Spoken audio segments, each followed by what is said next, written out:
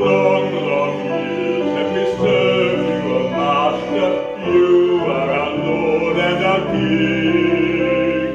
Yet the years are filled with the darkness. You've forgotten the promise you bring. We have tried to be righteous before you. Your commandments have guided our way. Yet the prayers we have prayed are unanswered, even though we cry out every day. You have closed up my room, oh my Master. I will never give birth to son. The days of bright hope are behind us. The long path to death has begun. We're because we have stumbled. We're losing our faith in the one. We don't understand what God's planning. We reject Him for what He has done.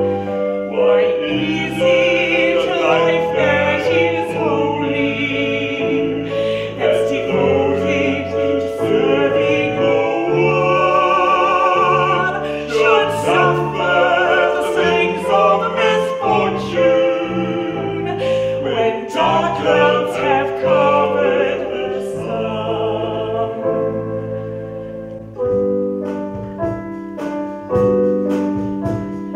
Long, long years have we served you, O Master. You are our Lord and our King. Yet the years are filled with the darkness. You've forgotten the promise you bring. We have tried to be righteous before you. Your commandments have guided our way. Yet the prayers we have prayed are unanswered. Even though we cry out every day. We're feeble because we have stumbled. We're losing our faith in the one. We don't understand what God's planning. We reject Him for what He has done.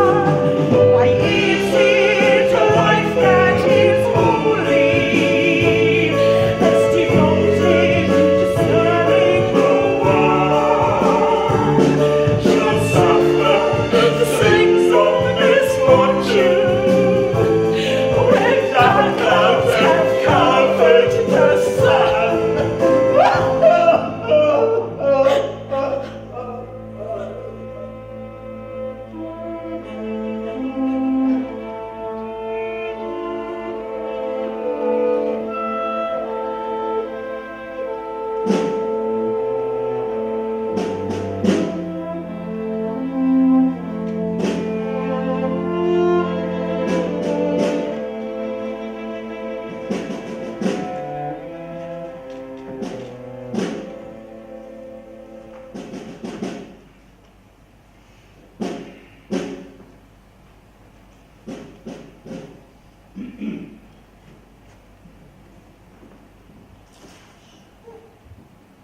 How is the prisoner?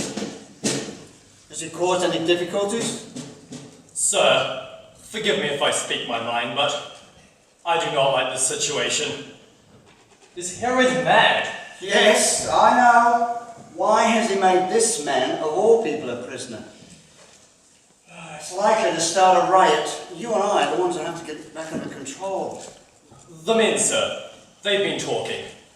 They don't want him here.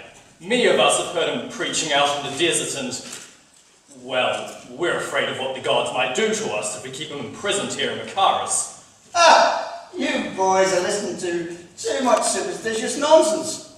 But I have to agree, This man John does not deserve imprisonment. And now he's here, his days are numbered. How long do you think Herod will be able to put up with his scheming wife? Do you want me to go back into his cell, sir? No, lad. I'd like to spend some time with him myself. See if I can't make him stay a little bit more comfortable.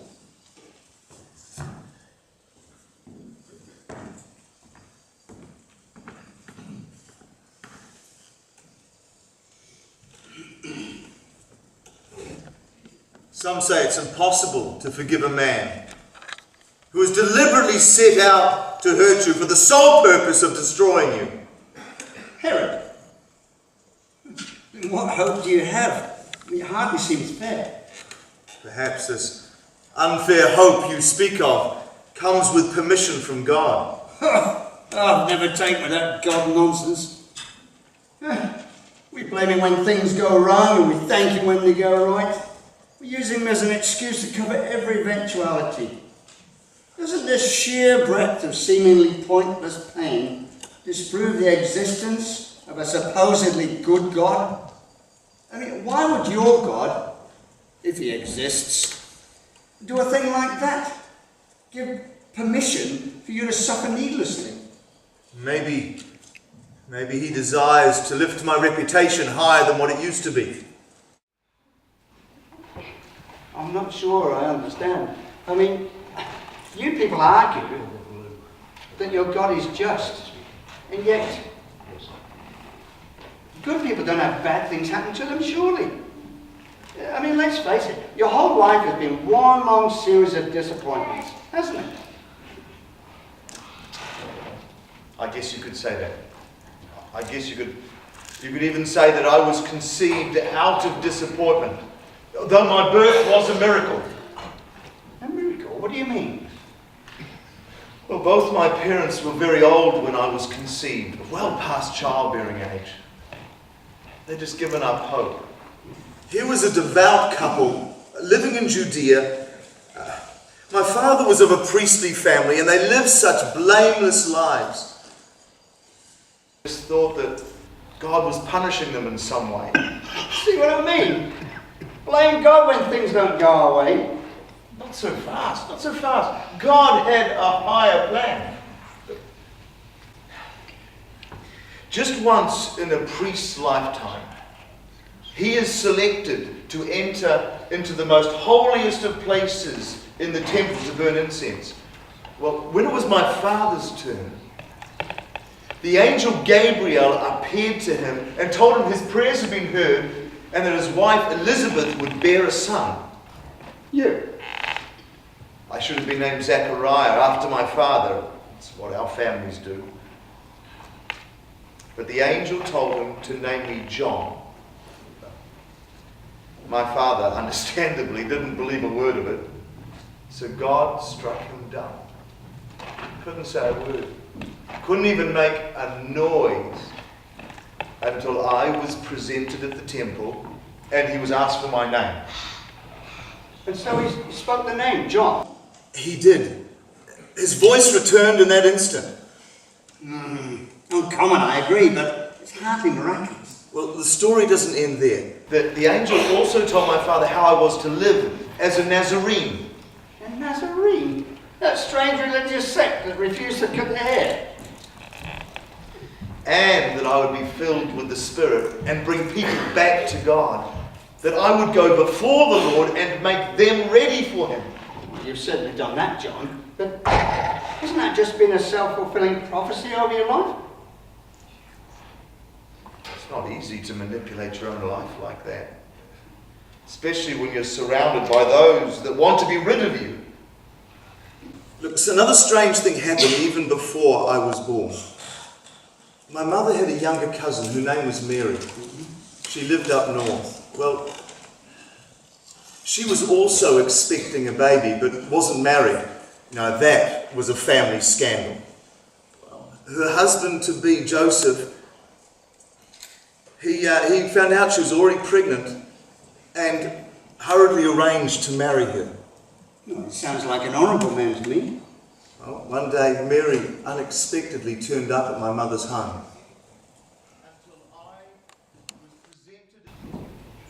Shalom, cousin Elizabeth. Mary! Oh, Elizabeth, are you all right? Yes, but when I heard your voice, the baby within me leapt. Oh, yes. Joseph and I heard you were due to have a baby, and I've come to offer our congratulations and this gift. Oh, I thank you. Oh, what beautiful workmanship. Your Joseph is a wonderful carver of wood. Yes, I've been so blessed that God brought he and I together, even though he is a lot older than I. Our engagement has been much celebrated. And now I perceive he is also to be such a man of honour. Why, what do you mean? Mary, it's all right. God has just told me that you are also with child. Though not as advanced for it to be obvious, not like me. But I haven't told a soul. Only Joseph knows. This must be very difficult for you. Tell me, how could such a thing possibly have come to pass? I cannot explain it. The shame of it has almost been too much for I to bear. I am still a virgin, yet I'm with child. What? But how can this be? God spoke to both of us in dreams, saying that I would bear a son, the child of God himself. Apparently, God is the Father. How could God impose this on a young girl? What will happen to you when your family and your village finds out? I just don't know. Joseph and I have even spoken of divorce. Divorce? And there's always the possibility of stoning. If someone has assumed I have slept with another man before my marriage, how could God let this happen to me after such a happy engagement? We were so convinced God brought us together, but for what purpose? To bring shame upon us? Is our God really so cruel? Do not doubt God, my child. Look at the blessings he has brought Zechariah and me out of our heartache and despair. We had cried out for many years and had lost all hope. And now he has given us this gift in our old age. But what if God lets you down and brings you hurt and sorrow through your child's life? Surely not. Perish the thought. We have lived lives of dedication and commitment to the Lord. Isn't that sufficient? Surely God will keep us and the child safe from all harm as a reward. I would like to think so, Elizabeth, but a shadow has fallen over my heart. Our God is the revealer of all truth, and he tells me you are blessed among women, and that the child you will bear will also be a blessing to many. I will not be judging you, and do not fear, neither will others. Your name will be honoured and revered. Why am I so favoured that the mother of my Lord should come to me? Oh, Elizabeth, this is all such a mystery to me. I am frightened. I'm unmarried and yet with child by some miraculous force. But you are right. God does encourage me with words of salvation and hope.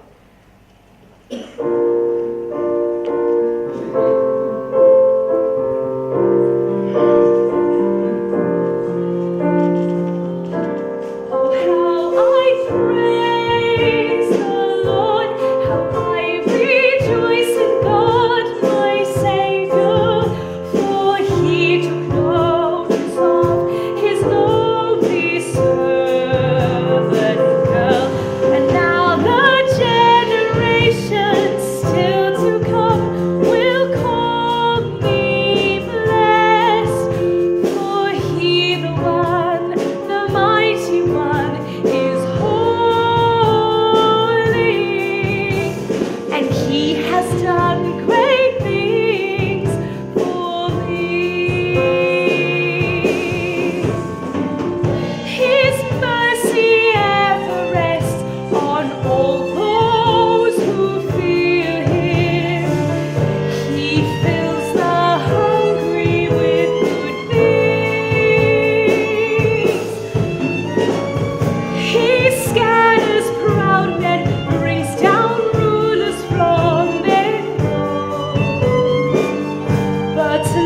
the humble and the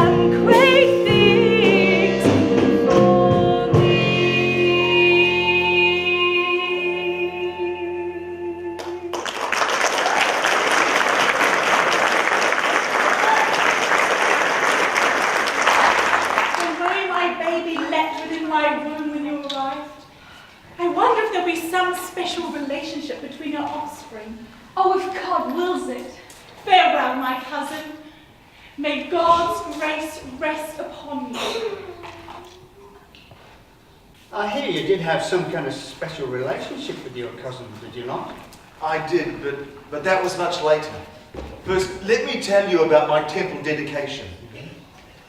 Remember I told you that Mary had given a wonderful prophecy about her son when she was with my mother? Well, Prophecy? oh, it's when God seems to take over what a person is saying and he speaks his words through them. Sounds bizarre. I'm not sure I can believe in that. Believe it or not, it is your choice. Anyway, after my father got his voice back and, well, once he had named me John, well, he broke into a song, much to everyone's surprise, including his own. What did he say? What was this song about? It was about me. Another prophecy. But Elizabeth, you want to name him John, not Zechariah? Now listen, his name shall be Zechariah. No, he is to be called John. But there's no one amongst your relatives who has that name. Zechariah should have the last word. Let's ask him. But the man's mad. Ever since he lost his voice, all those months ago. You can't trust anything he says. Come to think of it, he can't say anything anyway. I insist that he be called Zechariah. We cannot break family tradition at a time like this. And given your ages, he will be your one and only son. And this one caused a few eyebrows to turn, eh? Enough! He is our child. And I have decided he is to be named John. I've already suggested we ask Zechariah. After all, the male is the head of the family, even if he can't speak for himself. Don't pay any attention to this woman. Come on, ask him. Ask him. What is the boy to be called?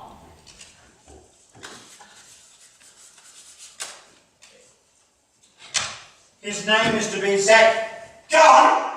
John! Not Zechariah! Yes, John. That's the name the Lord told me to name him. Zechariah, your voice! Oh! It's returned! Oh, goodness me! Oh, how astonishing, how amazing! I honestly thought I'd never ever speak again.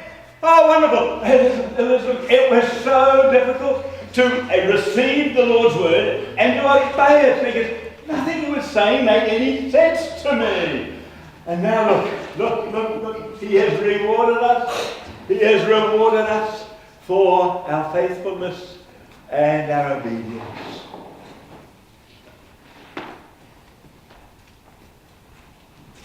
So then, what is this child to be?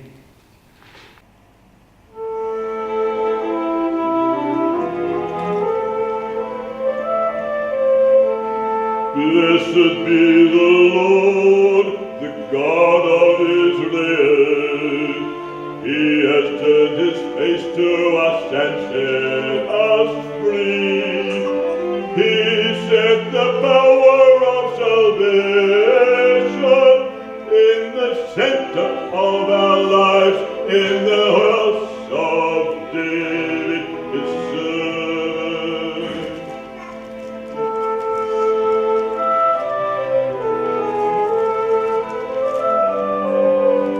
Long ago, in the teaching of the prophets, he promised deliverance from our enemies and every hateful hand. Mercy to our fathers, yes, to Abraham himself, as he remembered what he said he would do, that we can worship him without a care in the world, made holy before him as long as we live.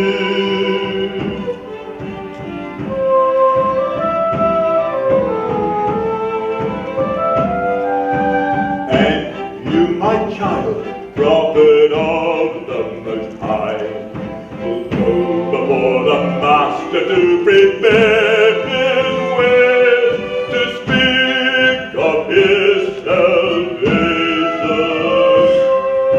Through the tender mercies of our God, his sun will rise to shine upon those in the shadow of death. The tender mercies of our God will show us the way, one foot at a time, down the pathway of peace.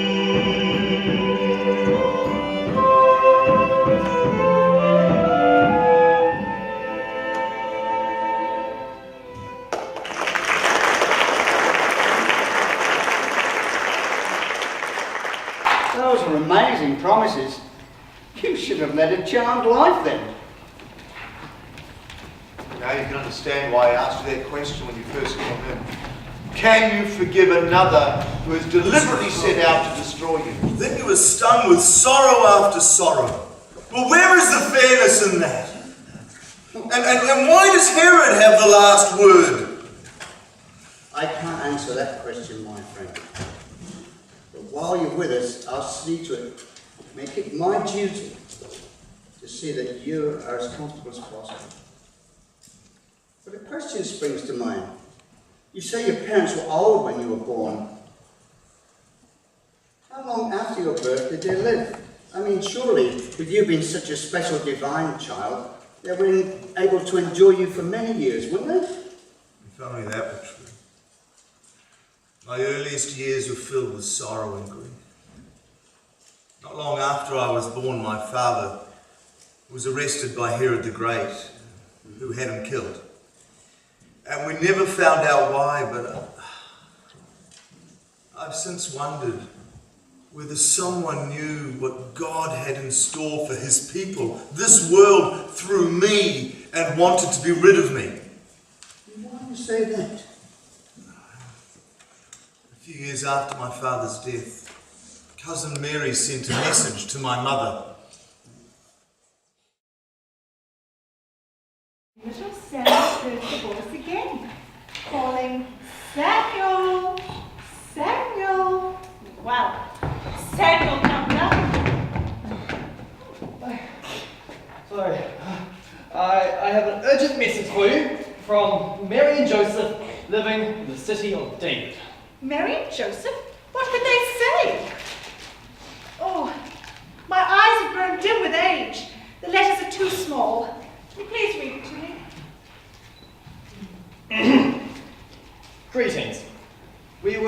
saddened to learn of the death of your upright and loving husband Zechariah at the hand of that devil Herod the Great. It is with regard to this matter that we send this urgent message. Strange things have happened of late. Recently, we were visited by a number of Babylonian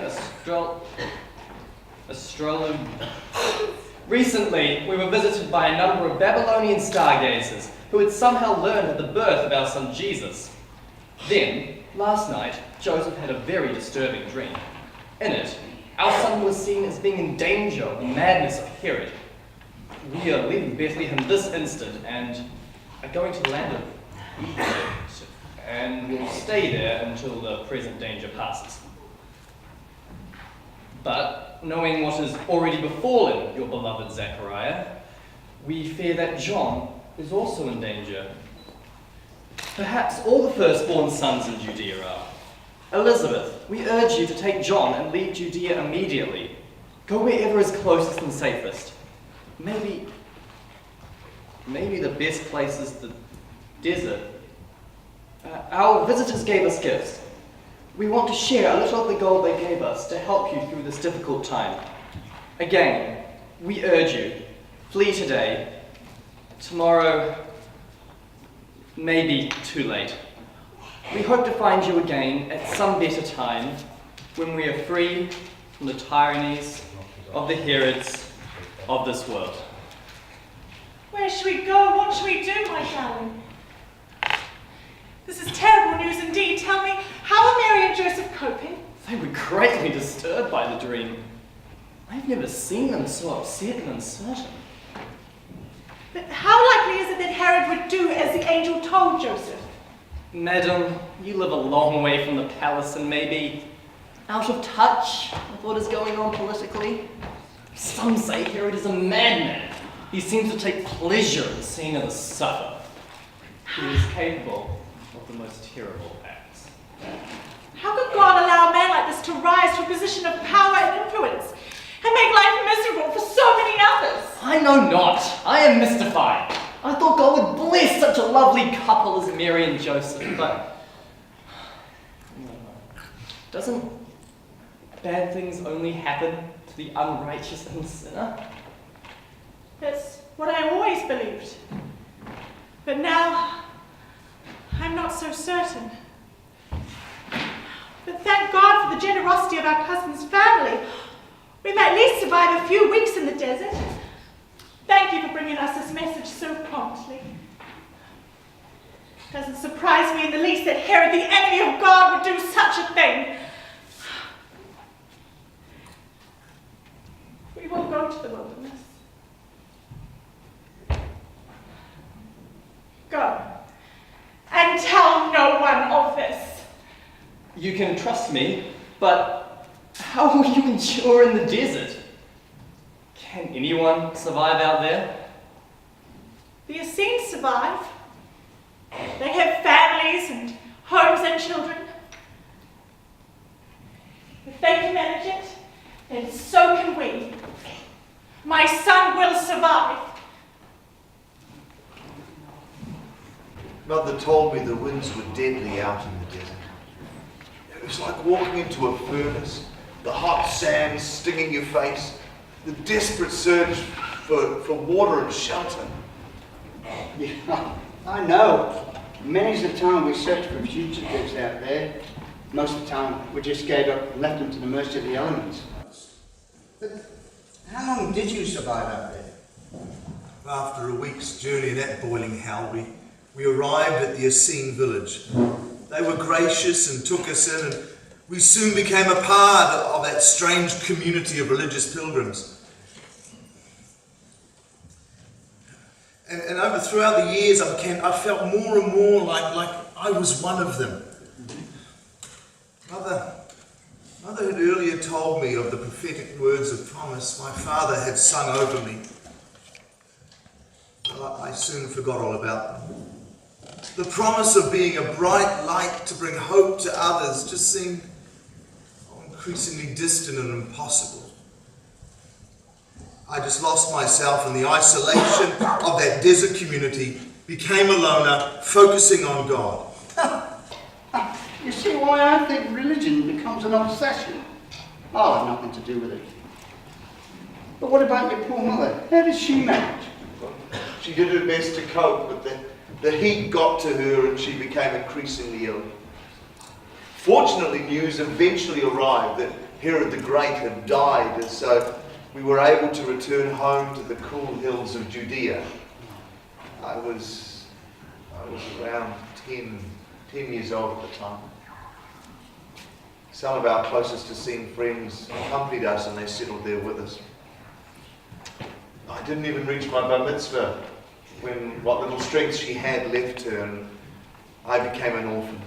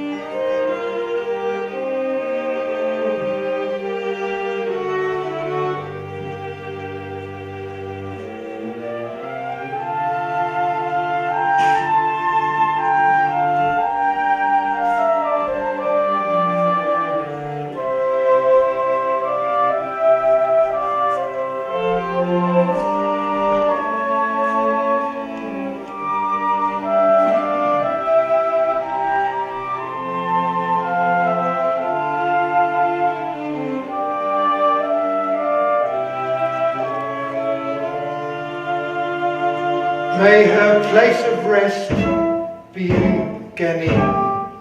Therefore, may your merciful one feather her in the bonds of life. And let us say, Amen.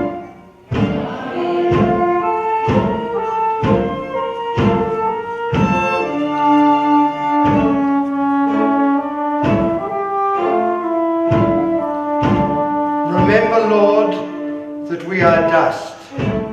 May she come to her resting place in peace. And may the Almighty comfort you among the other mourners for Zion and Jerusalem.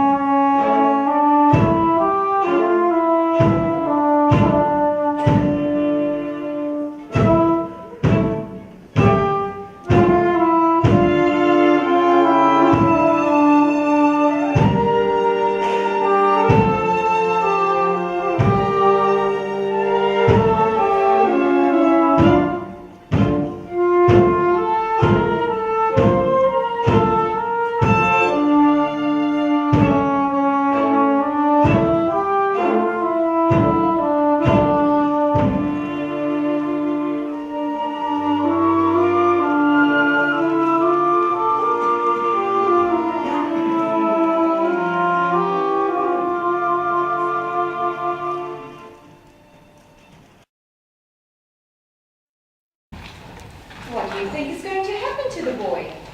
Yes, he is an orphan now.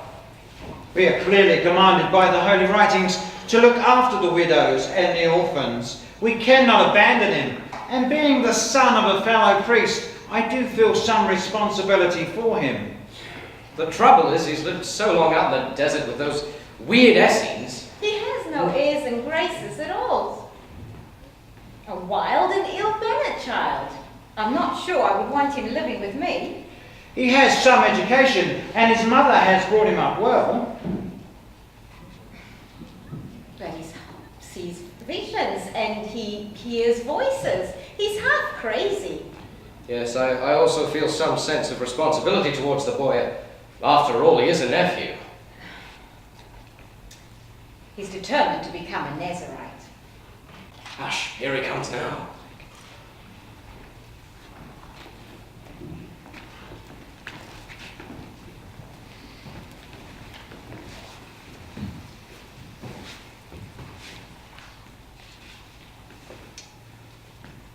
John, we grieve at the passing of your mother Elizabeth, but nevertheless a decision has to be made, and you have to choose who to live with. In a few days we return to our homes, and you have to make that choice. Although I am not strictly of your family, your father was a fellow priest, and both your parents were descended from Aaron. And although you are devoted to our religion, it seems quite clear to us that you will come and live with us and train to be a rabbi. In fact, your father prophesied that one day you would serve God. John? John, son of my cousin Zachariah, I understand from our Essene friends here that whilst you lived with them, you took the Nazarite vow of poverty and dedication to God. But now you have returned to our village, you may feel like changing the direction of your life. I am a rich and influential man in this community, and I can offer you a comfortable upbringing with a good education. Zachariah's prophecy clearly stated that you would hold great influence over others, and I can introduce you to important and significant people. John, We have very little to offer you, mainly the companionship of cousins. You may grow up with our boy Jesus. We know from what God has told us, that your plans of service to Yahweh are bound to cross. Here is the chance to work with Jesus in my carpenter shop and plan your ministry together. Who knows what the Lord will accomplish through you both? Thank you. Nothing would please me more than having the chance to get to know my cousin, who is still a stranger to me. Does this mean you will come and live with us? Mother, please can you come? No, cousin. That's what my head tells me to do, but I know what God has called me to do. To live with the Essenes. Surely you can't mean to go back into the desert to live. Yes, that's just what I mean. I cannot forget the words of God's promise to my father, and I feel compelled to pursue a life of single dedication and devotion to God out in the wilderness. But if God has called you to commission the people to talk about the kingdom of his coming, why on earth would you want to live in total isolation? I do not pretend to understand the plans and ways of God, but I do know that I must live among the Essenes in order to discover what it is my God wishes me to do. The desert is to be my training ground.